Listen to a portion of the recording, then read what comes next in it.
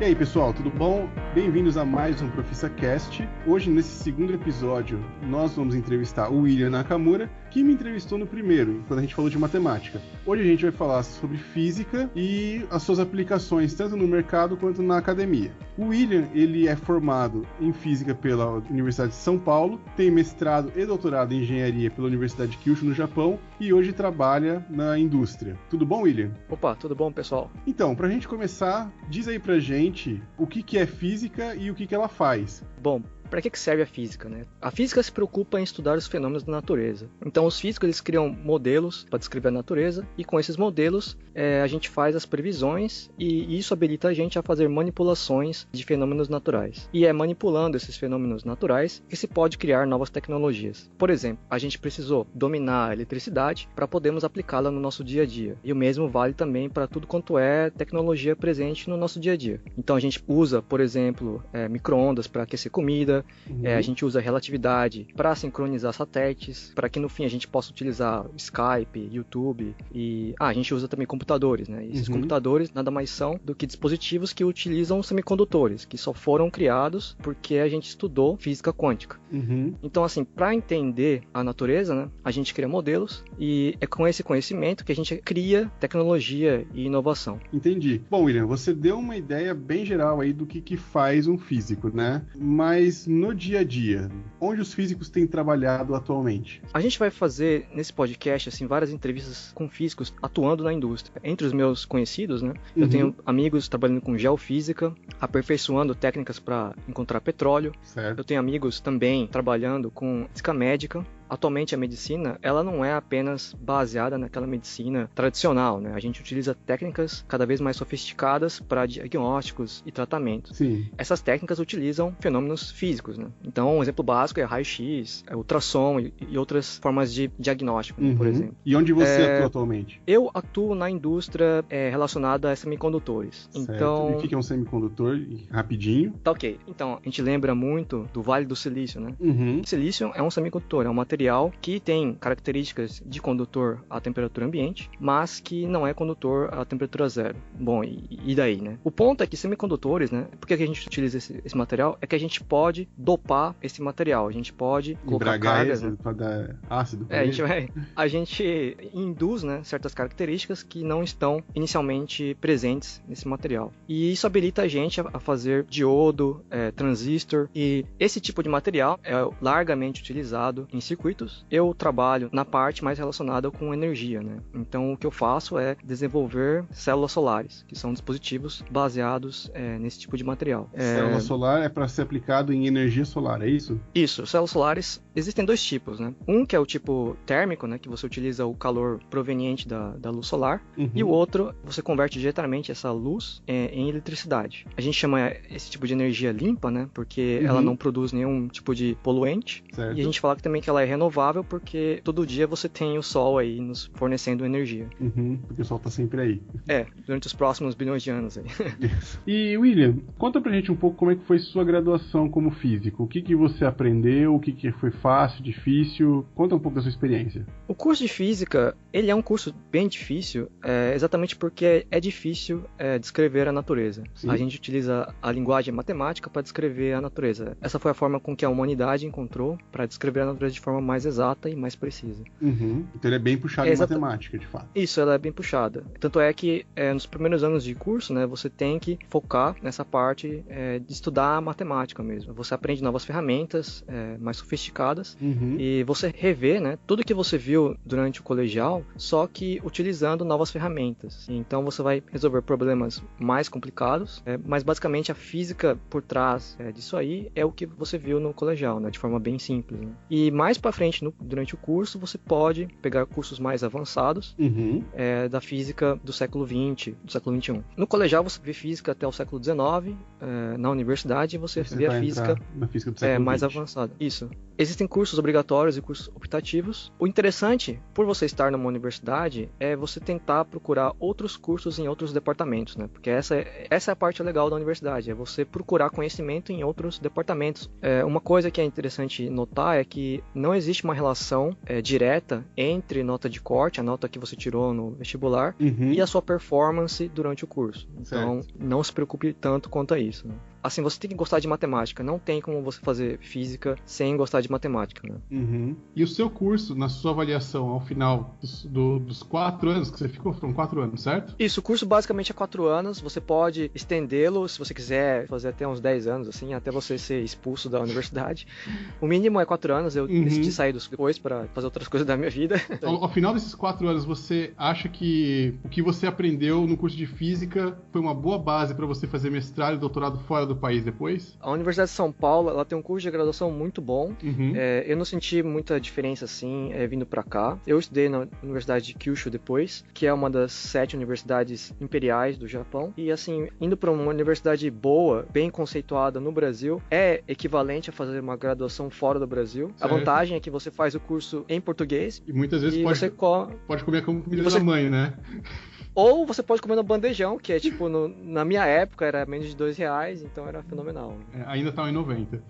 E William, você tá no Japão hoje, né? Como é que você foi parar aí? Então, eu sempre quis estudar fora do país. Eu tive primas que estudaram fora do país, né? Em especial no Japão. E eu sempre tive interesse em estudar fora. Eu procurei uma bolsa de estudo. Eu fiz a chamada bolsa Kemper Ryugaku, que é uma bolsa destinada a descendentes. E eu estudei na Universidade de Kyushu. Certo. Durante o primeiro ano de estudo, né? Que foi basicamente fazer pesquisa, né? Eu me interessei pelo que eu estava fazendo. Eu estava fazendo pesquisa relacionada com células solares. O que eu fazia era trabalhar com física de plasmas. Eu utilizava uma técnica de deposição química a vapor utilizando plasmas. Então, essa técnica eu utilizava para depositar filmes que seriam, no futuro, utilizados em células solares. Essa técnica, né, de deposição, ela é utilizada largamente na indústria. Você utiliza ela para fazer televisão, fazer dispositivos eletrônicos e tudo mais. E eu vim parar aqui por essa bolsa. O plano era ficar 1 ano aqui no Japão. Eu conversei com o meu sensei, né, o meu professor, falando do meu interesse sobre... eu já tô 10, eu estendi demais, assim.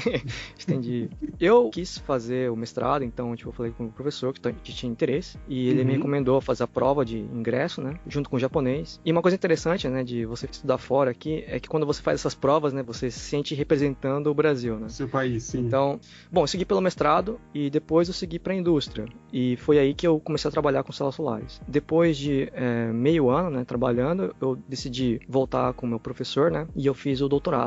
Concomitantemente. Então, eu não tive que desistir do meu trabalho para continuar com o doutorado. Para quem se interessa por essa opção... Então, você pode ficar dentro da academia fazendo doutorado enquanto você trabalha para uma empresa. Exato. Isso é bem legal. Esse sistema é chamado Shakaijin Hakase. É quando um empregado trabalha enquanto faz o doutorado. O lado ruim, né, que como você não tá... O lado ruim é que você não vive, você utiliza todas as suas noites para trabalhar no doutorado. Bom, agora você disse que fez graduação em física, você tem mestrado e doutorado em engenharia, e provavelmente muita gente não sabe muito bem a diferença entre o físico e o engenheiro. Explica pra gente aí um pouco. Explicando assim de forma bem simples, é que assim, um físico está interessado em resolver problemas para entender os problemas, né? E o engenheiro, ele também está interessado em resolver problemas, só que para fazer as coisas funcionarem, para resolver problemas tecnológicos, né? Ele utiliza aquilo que um físico descobre para poder construir novas máquinas, novos dispositivos, nova tecnologia. Então, seu trabalho, por exemplo, é aperfeiçoar a tecnologia vigente, né? Então, é a ideia mais aplicada, né? Por outro lado, né, esse engenheiro também ele pode propor vários problemas do mundo real, né, entre aspas, para um físico, né? Isso aconteceu diversas vezes durante a história. E se o físico, né, conseguir entender o que está acontecendo por trás de um certo fenômeno que o engenheiro está interessado, aí você pode criar novas tecnologias com esse novo conhecimento. Então, essas novas tecnologias, antes até inimagináveis, poderão até surgir, né? Poderão estar no mercado depois de certos anos. Para resumir... Você tem um exemplo do que você está... Tem. Então, um exemplo. Existia um problema, assim, da metalurgia, que era tentar entender a temperatura dos fornos, né? Com precisão. Fornos metalúrgicos, né, eles chegam a temperaturas altíssimas. Você não tem termômetros, né? Que você pode colocar lá dentro, né? Para ver a temperatura do interior, né? Você vai derreter tudo que você colocar lá dentro. Então, a ideia era você utilizar a luz, né, que vinha dos fornos para tentar descrever a temperatura dentro dos fornos, né, você criar um modelo para isso. Isso foi um problema de engenharia, né, e que no fim das contas, né, você com o desenvolvimento do conhecimento acerca desse fenômeno, né, você forneceu, né, um conhecimento que foi explicando de forma bem simples, né, que forneceu uma base para o desenvolvimento do que a gente chama hoje de mecânica quântica. Então, assim, algo que veio da engenharia e que foi para a física, né? Um exemplo vice-versa agora. Isso, eu ia perguntar do reverso. Do reverso, eletricidade. Antigamente, né, o Faraday, né, ele foi bem conhecido por realizar experimentos lúdicos, né, experimentos assim para o público leigo, né, acerca de fenômenos relacionados com eletricidade, com magnetismo. E na época você não tinha muitas aplicações para isso. E hoje a gente vive numa sociedade que é basicamente baseada na eletricidade. Tipo assim, a gente utilizou tudo aquilo lá. E na época, um burguês, né, ele perguntou pro Faraday, né, mas pra que serve isso aí, né? Você tá fazendo essas brincadeiras aí no palco, né, mas pra que serve, né? A resposta que ele deu, que foi interessante, é assim, pra que serve um bebê? Então, tipo, tem essa coisa, assim, daquele pensamento utilitário, né, que pra física, assim, ela não tá tão interessada, né? Tipo, a ideia é você entender alguma coisa e que no futuro talvez a gente pode aplicar, né? Quando você trata com tecnologia de ponta, né, você pensa assim que você não está resolvendo problemas para agora, né? Você está resolvendo problemas para daqui a 10 anos, 5 anos. E quando você é mais ponta ainda, coisas que vão chegar no mercado daqui a 50 anos, né? Então, esse é o mundo que você vai estar em contato quando você faz cursos de ciências naturais, né? E você precisa das duas, né, para você desenvolver tecnologia. Certo. Então, para você desenvolver inovação, né, você precisa tanto desse novo conhecimento que é habilitado pela pesquisa básica, né, tanto quanto pela pesquisa aplicada, né? Assim, é importante você ter as duas, né? E o Japão, né, eu escolhi trabalhar numa empresa japonesa exatamente por isso, né, porque elas levam pesquisa muito a sério. É exatamente esse investimento de recursos em pesquisa e desenvolvimento que faz o Japão estar à frente tecnologicamente.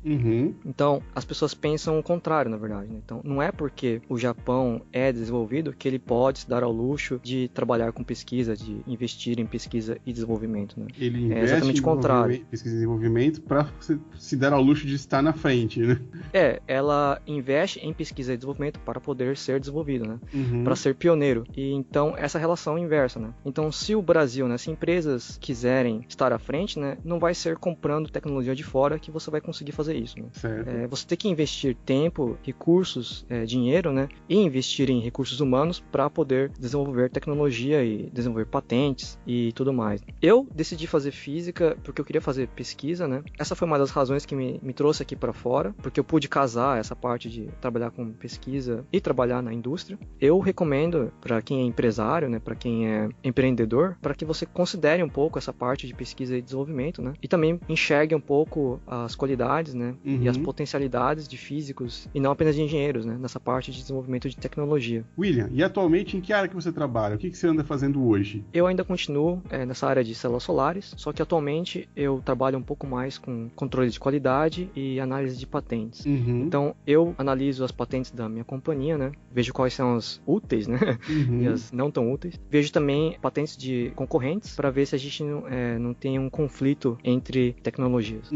E trabalho um pouco com desenvolvimento e pesquisa, né? E William, conta pra gente um pouco o quanto saber japonês foi importante para você chegar aí, né? Porque, bom, são duas perguntas. Eu, não sendo japonês, seria bem aceito para estudar e fazer pesquisa no Japão? E dois, o quanto eu preciso saber falar japonês para fazer isso? Quanto à pergunta número 1, não precisa ser japonês, não precisa ser descendente para se adaptar ao Japão. Existem bastante pesquisador aqui estrangeiro que não tem nenhuma ligação com o japonês. Obviamente, assim, você vai ter problemas de choque cultural, mas isso é inevitável, que a cultura é diferente. A outra pergunta em relação ao domínio da língua, quanto mais você dominar a língua do país de destino que você está pensando em estudar, melhor, você vai aproveitar muito mais a sua estadia, mas não é o principal. Para quem não conhece, a língua japonesa, você mede a sua capacidade pelo Noryoku Shiken, que é o teste de língua japonesa, né? Seria o TOEIC do japonês, né? O JLPT. O JLPT não é por nota, é por nível. Certo. Então existem 5 níveis. O nível 1 é o mais alto. É um nível assim que você consegue ler jornal, você consegue acompanhar aulas de universitárias e tudo mais. Eu, quando fui pro Japão, eu tinha um nível 3, que não é muita coisa, assim. Você consegue ler o básico, né, da escritura japonesa, que são 3 tipos, né? E você lida com o básico da língua no cotidiano. Não é um nível muito alto. Para dizer a verdade, eu tive bastante dificuldade. Mas, assim, uma coisa que eu posso falar da minha experiência é que, assim, você não pode ter medo de ir ir para o Japão por não dominar a língua. Sim, então Você tem que ir, assim, não é um fator que vai determinar tudo, assim. Uhum. Uma que assim, né, eu vim na área de exatas, então pro meu professor o que era mais interessante era eu dominar a minha área, não a língua, né. Eu comunicava com o meu professor em inglês, Sim. tanto é que os meus papers, a minha tese foi tudo em inglês. Eu tive muita aula em inglês também, e eu pesquei em várias aulas de japonês lá. E aqui também você tem aulas de japonês, então, tipo, você aprende japonês aqui no Japão mesmo, com estrangeiro. É uma época bem divertida, assim. Tem bastante estrangeiro aqui, de diversos países, assim, países que você nunca ouviu falar. E é bem legal essa troca de cultura. Tá certo. William, muito obrigado por ter falado aqui com a gente hoje. E, bom, dá um recado final aí pro pessoal. Tá ok. Bom, física é um curso difícil, mas se você for nesse curso, né, a ideia é você tentar aprender a aprender, né? Tentar ver quais são os mecanismos que faz com que você aprenda de forma mais eficaz. Essa é a qualidade mais importante. Não vai ser a qualidade de resolver equações de mecânica quântica, é resolver problemas que já foram resolvidos, né? Não, vai ser resolver problemas novos, né? Vai ser aprender novos desafios, né? Como é que você lida com questões que ainda não foram respondidas, né? Essa é o foco do curso, né? É você resolver problemas, né? Então, vá para o curso com essa postura, né? De aprendiz, né? E não aquela postura de sabedor, né? Eu acho que essa postura é sempre útil em qualquer lugar. Exato. William, muito obrigado então e até o próximo ProfissaCast. Obrigado, eu digo eu. Até mais, pessoal. Tchau, tchau.